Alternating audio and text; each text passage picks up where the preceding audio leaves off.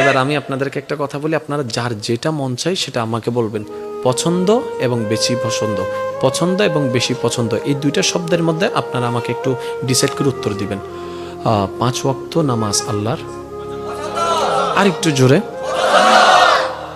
কিন্তু তাহাজ্জুদের নামাজ না, আপনারা বলেন, আমি বলবো না। তাহাজ্জুদের নামাজ কিরে, 5 ওয়াক্ত তো ফরজ, তাহাজ্জুদ তো ফরজ নয়, কিন্তু আল্লাহ তাহাজ্জুদ কেন বেশি পছন্দ করে আমরা আসলে বুঝতে চেষ্টা করি না। রব্বে করিম বলে, আমি তো তাকে ঘুমাইতে বলেছি, সে আমার জন্য ঘুমকে হারাম করেছে।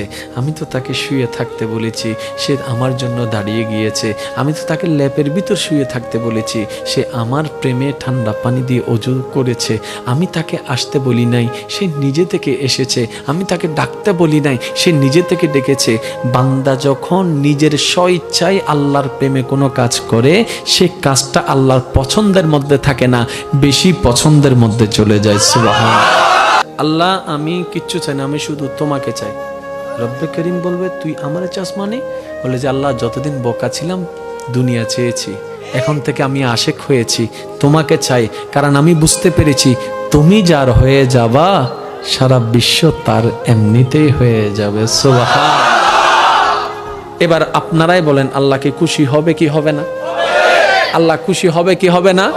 আর একটু জোরে বলেন, খুশি হবে কি হবে না? আর বান্দার কাজই তো একটা, ফরজ আদায় করে যেমনে পারে তেমনে আপন রবকে খুশি করা, এছাড়া আর কোনো কাজ থাকতে পারে? আর একটু জোরে বলেন, না থাকতে পারে?